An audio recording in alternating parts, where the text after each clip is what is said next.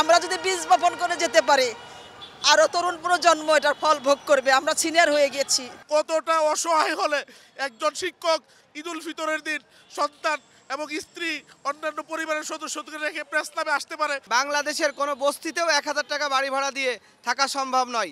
এসেছি 11 তারিখে, আর অবস্থান কর্মসূচি শুরু হয়েছে 12 তারিখ থেকে। আজকে চতুর্থ দিন আমাদের আন্দোলনের। আসলে আমরা শিক্ষক, আমি সিরাজগঞ্জ জেলা থেকে এসেছি। আমি আফরোজা শ্রাবণ, সহকারী প্রধান শিক্ষক, প্রীতিলতা উচ্চ বিদ্যালয়, সিরাজগঞ্জ সদর। আমি বাংলাদেশ সহকারী প্রধান শিক্ষক সমিতির একজন যুগ্ম মহাসচিব এবং বাংলাদেশ শিক্ষক কর্মচারীর যুগ্ম মহাসচিব। যতবার আন্দোলন হয়েছে ততবার এসেছি। 5.5 লক্ষ শিক্ষকের স্বার্থে তাদের জন্য আন্দোলন করেছি।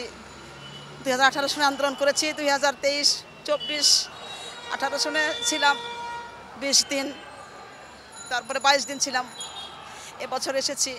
আমাদের তো পরিবার আছে, পরিবার থেকে বাধা সৃষ্টি করে, স্কুলে বাধা সৃষ্টি করে।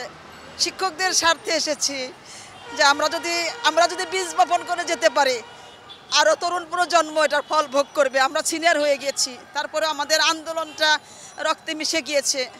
আমাদের শিক্ষকদের অনেক দূর, আমাদের বাড়ি ভাড়া, আমরা পরের বাড়িতে থাকি, একটা বাড়ি পর্যন্ত করতে পারি না। আমাদের সন্তানদেরকে একটা ভালো স্কুলে পড়াতে পারি না। আমরা মুদির দোকানে ঋণ হয়ে যাই। আমরা 17 সাল থেকে আন্দোলন করি। আমরা 17 সালে শহীদ মিনারে প্রায় 50,000 শিক্ষক নিয়ে আমরা ওখানে সমাবেশ করেছি। আমরা 2023 সালে এই ঈদের দিন আমাদের সন্তান এবং আত্মীয় স্বজন রেখে আমরা মসজিদে নামাজ পড়ে ঈদুল ফিতরের দিন আমরা এখানে মানববন্ধন করেছি। কতটা অসহায় হলে একজন শিক্ষক ঈদুল ফিতরের দিন সন্তান এবং স্ত্রী অন্যান্য পরিবারের সদস্যদের রেখে প্রেস ক্লাবে আসতে পারে, এটা আপনারা একটু অনুভব করেন। আমরা 2023 সালে 44 দিন টানা আন্দোলন করেছি। 18 সালে আমরা এখানে 20 দিন আন্দোলন করেছি এবং 23 সালে পরবর্তীতে আরও 22 দিন আমরা আন্দোলন করেছি। আমাদের আন্দোলনের ধারাবাহিকতা রয়েছে। আমরা হঠাৎ করে এখানে আসিনি।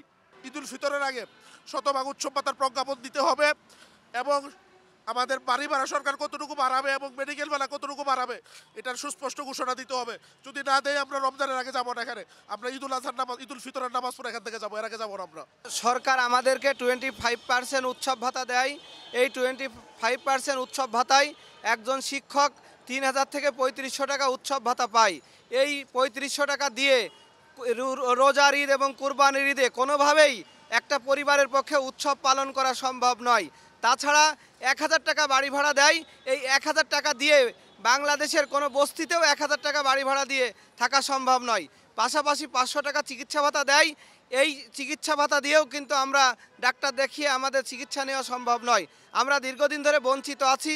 সরকারের কাছে আমরা দাবি জানিয়েছি, অনেক আন্দোলন সংগ্রাম করেছি এই জাতীয় প্রেস ক্লাবের সামনে, কিন্তু অতীতের সরকার আমাদেরকে কর্ণপাত করেনি।